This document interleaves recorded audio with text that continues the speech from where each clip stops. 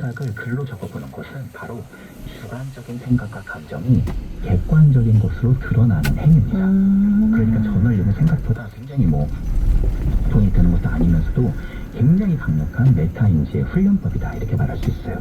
그러니까 내 생각과 감정은 전혀 보이지 않지만 그것을 글로 적으면 보이지 않던 마음이 활자로 드러나게 되고요. 그렇다고 해서 우리가 왜 초등학교 때 막 글을 막 적을 때 보통 일기 쓸 때 아침부터 저녁까지 뭐 했는지를 쭉 적잖아요. 그렇죠. 심지어 막 한 달락을 다 채우잖아요. 네, 날씨 얘기도 쓰고. 그렇게 생각하면 얼마나 이렇게 쓰기가 힘들겠어요. 예. 그렇게 하는 것이 아니라 전체적인 오늘 하루를 보면서 오늘 하루에 가장 각인되는 사건 하나만 하나만 딱 선택해가지고 그거를 조금 적어보고요. 그 사건을 보면서 그때 내가 들었던 생각과 그때 내가 들었던 어떤 감정들이 무엇인지를 조금 더 깊게 관조하는 것, 이것이 어떻게 보면 메타인지의 굉장히 강력한 방법이다 이렇게 말씀드리고 싶네요. 이 저널링의 습관을 가져라 글로 쓰면은 객관화된다는 거죠? 맞습니다. 그러니까 메타인지라는 개념은 사실은 자기 성찰 능력과 굉장히 연관되고요. 자기 성찰 능력이라는 건 자기의 생각과 감정을 좀 점검해 볼 수 있는 능력이고, 거기에서 자기 질문과 저널링은 매우 도움이 된다 이렇게 말씀드릴 수 있겠네요. 그럼 대인관계에서 이 메타인지를 기르는 또 다른 방법도 있을까요? 좀 괜찮은 관계들이 우리 삶에는 있을 수 있잖아요. 실제로 좀 메타인지가 괜찮고 피드백을 줄 때도 조금 이렇게 너무 날카롭게 주지 않고 온건하면서도 나에게 진지하게 말할 수 있는 친구나 가족이 있으면 참 좋은 것 같아요. 혹은 내가 그런 사람이 없다면 좀 이런 관련된 마음 건강에 관련된 전문가와 이런 것도 훈련해 볼 수도 있겠죠. 그러니까 예를 들어서 그런 타인이 있다면 그런 타인에게 피드백을 좀 받아보는 거예요. 예를 들어서 내가 화와 관련된 여러 문제가 있어요. 그렇다면 평소에 가까운 사람에게 좀 물어보는 거죠. 예를 들어서 현수야, 내가 화날 때 좀 어떤 모습이야?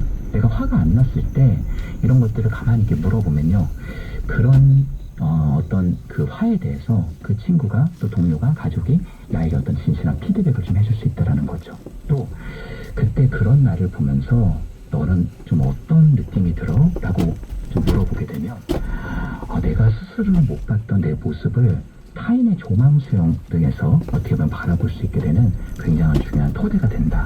그러니까 마치 우리가 실수를 했을 때, 그런 어려움에 봉착했을 때 똑같은 자리를 계속 맴돌아서 계속 실수를 하는 것이 아니라 어떤 면에서는 그 실패를 그냥 넘기지 않고 돌아보는 거. 왜 잘 안 됐지?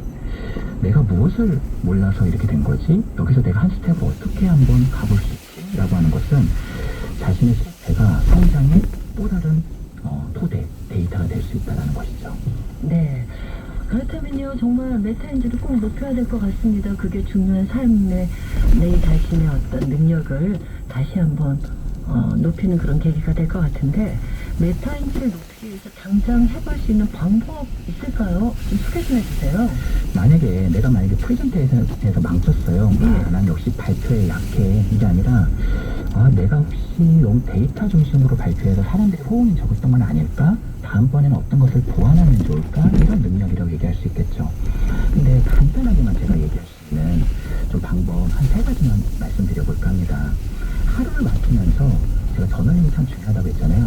딱 3줄만 한번 적어보면 좋을 것 같아요. 첫 번째는 오늘 하루를 보내면서 내가 잘한 점 하나, 두 번째는 오늘 하루를 보내면서 아쉬웠던 점 하나, 세 번째는 오늘 하루를 보내면서 배웠던 점 하나. 이 습관만으로도 메타인지가 한결 좀 더 단단해지는 그런 좋은 습관이 될 것 같습니다.